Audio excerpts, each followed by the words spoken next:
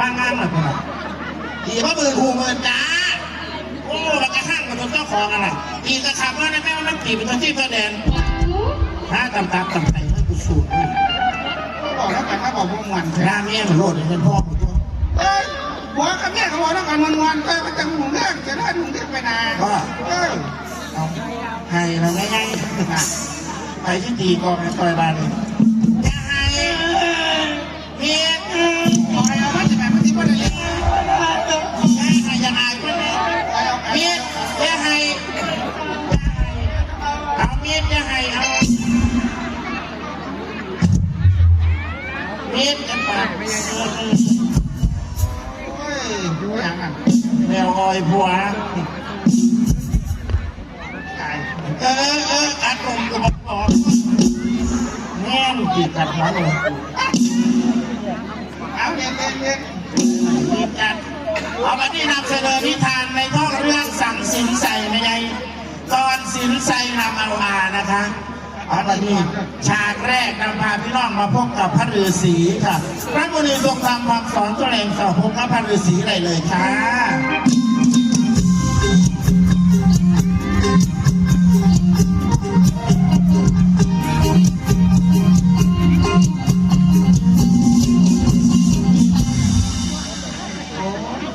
นี่คือใช้เสียงสัน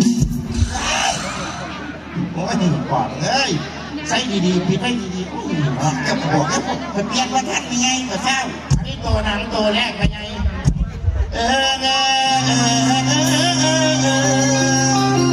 มาจากดาวบนไปถึงฤาษีตาไฟผู้ไม่มีผัวฤาษีขึ้นหรือว่ามีผัวเอาฤาษีกับเธออีกหมดผมเอาเนี่ยขาดผมมันติดฟันพวกดอกจากผมก็น่ะมีฤทธิ์เดชมากมายไม่ต้องกลัวจึงพาตัวชีพยางข้าไปท่านนี้คือฤาษีเท่าเราอาชมอยู่กลางป่าภาวนาอยู่นี่มาหลายมาลาปีโยชีเกือบตายบุกลูกผู้ชายมันตกติดต่อกันหน่อยเลยแต่มันภาวนาอยู่นี่มีลูกศิษย์มาลำเรียนวิชานำอยู่1 คนนั่นก็คือเท้าสินไส้วันนี้สินไส้ไปใส่ไปออกมาหาหลวงตาเลยสินไส้ออกมาหาหลวงตาในเท้าพบกับสินไส้พี่น้อง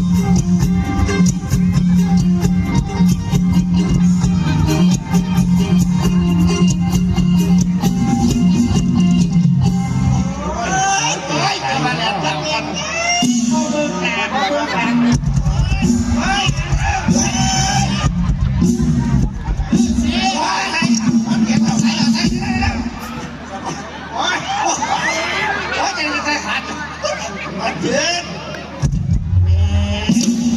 กูว่าไม่หัวยอมแล้วข้างล่างหนองก็หัวอีกตัวลบแน่ปวดหลังแน่โกนจะได้เรียบปลาปลาไม่มีโกนขายไม่ไงพี่ตั้งแต่มาเพชรสินภาวนาเสียเวลาไหนไปโกนหน่อยทุกคนเลยไม่เมื่อหนาวคุณบอก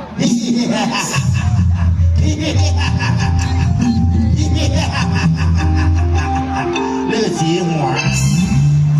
ยาปากข้างหน้าขาจะเตียงสุภูที่นั่นแฉงไผ่ไว้มีสินใส่ลาวใส่หน้าลาไปเองขึ้นมาหาหลวงตาสวยๆเรียบร้อยหรอเข้าสู้หลวงตาฟังหลวงตาเป็นยังไงล่ะฮะ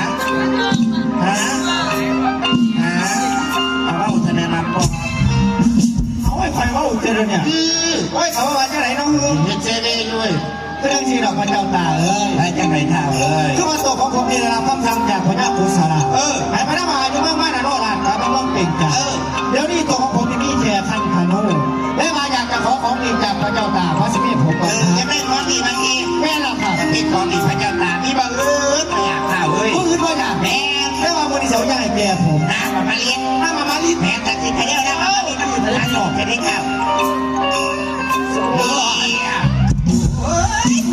ไม่ยังอันนี้เนี่ยแกแม่ไม่บอกโอ้ยเปิดไฟกูพ่อแม่มาใส่งานอะไรครับวิธีใส่งานเตี๋ยครับบ้างดีๆนะ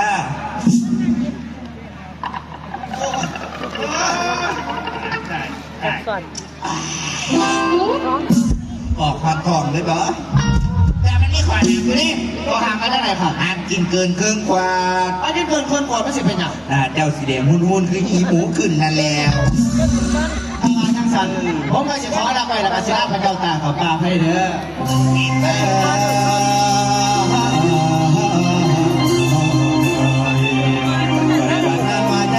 ไปถึงสิ้นใจโปรดอย่าไปนิจเจริญเกียรติให้หลวงพ่อลูกค้าเพราะว่าแล้วทางที่ท่านชาแต่นางวังตาเข้ามาตบไปแล้วแม่นตั้ง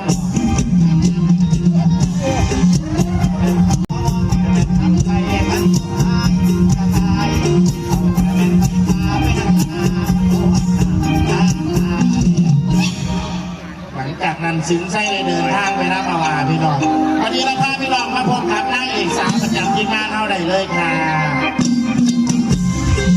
นางเอกปากนะ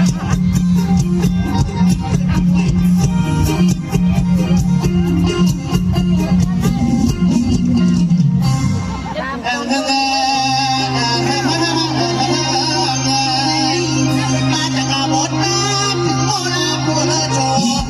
อาศัยอยู่กลางป่าพระนาดงก็มีคนเปิดพระอบในพวกเรามาแล้วเอาใจเสานั่งให้ใต้ต้นมะขามเปิดฉันเองที่นั่งเรียกว่าโมลาอาจารย์ไม่ยังเกิดอยู่ไม่ไง เอาสังสินไส้ เอามาสั่งที่ให้ก็ค่ะ อันโมล่ามึงมาจะใส่ เอา อันไงนี้สังสินไส้สมัยใหม่สมัยไหนกับผมนี้มีโมล่านักวัวนักไอ้ของนี่ที่นี่เบิร์ด ก็เกิดเป็นยังไงก็สื่อเลยยังไม่โตกันอ่ะเนี่ยตัวฉันเองที่นั่งคืออะไรว่าโมลาอาศัยอยู่กลางป่าพระนาดงมานีร้ายปีละพี่น้องนับแต่พี่โคตรเปิดพระอบกับวันย่อมกับโมลาไปนับเลยมาแล้วสินางถามพี่โคอยู่ตั้งสามหมอนี่กันนะ หลังจากนั้นสินไส้เท้าเดินทางมาถึงกลางป่าจึงไปพบกับนางโมล่าพอดีพี่น้องที่ท่านอยู่ในไหนที่ตามที่ท่านอยู่ในไหนค่ะ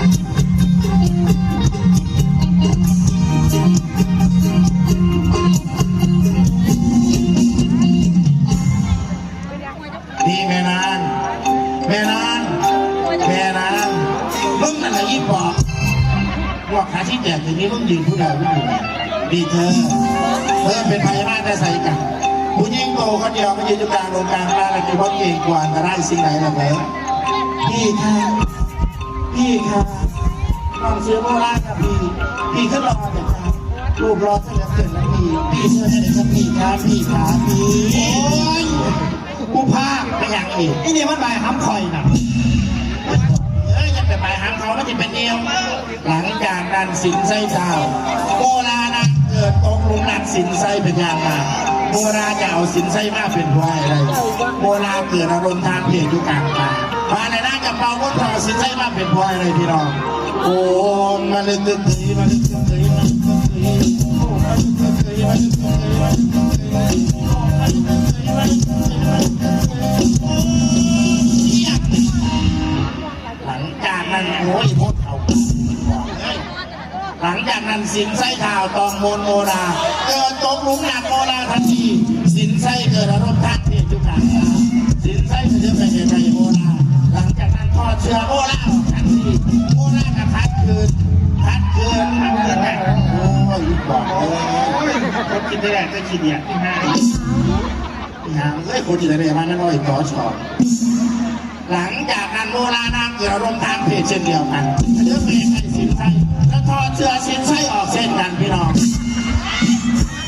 คนเอกนั่นคือใช้เสียงชนะไม่ได้แต่ถอดว่าท่านได้แล้วเสือสนายงามกว่านาเอกอยู่แบบปอบนั่นแต่อย่างหันกูหลังจากนั้นทั้งสองพ่อนักกระสุนต่างกันสินไส้จะไปไกลละกันพ่อโบราณกันก่อนทั้งสองก่อนนะกันจูบโบราณจูบปากทันทีจูบปากชวนทั้งสองใส่ถุงยางอนามัยน้ำกันด้วยใจกุ้งทางขาโบราณขึ้นเรื่องเราครับเฮ้ยยี่ห้า ไม่ยังเลยอ่ะ อันนั้นปักตื้อแล้วก็เป็นหนังโป ก็อยากเห็นสากนี่นะคิดกว่าไปเลยไม่ยังเอาหัวจากของนี่แม่หัวมันหอมหัวใหญ่กว่าก็หลอดดูใส่หลังมันขึ้นเอียงกับมัน ไปหาไหมก่อน กระเจ้าครับภาพกันหนาอยู่แค่เดียวรวดเลย มาเรียก ก็อยู่ก็มาสี่กันก็ต้นตัวเดียว อันนั้นที่ทางสู้เอากันนะ เอาว่ากันนะเนาะ ได้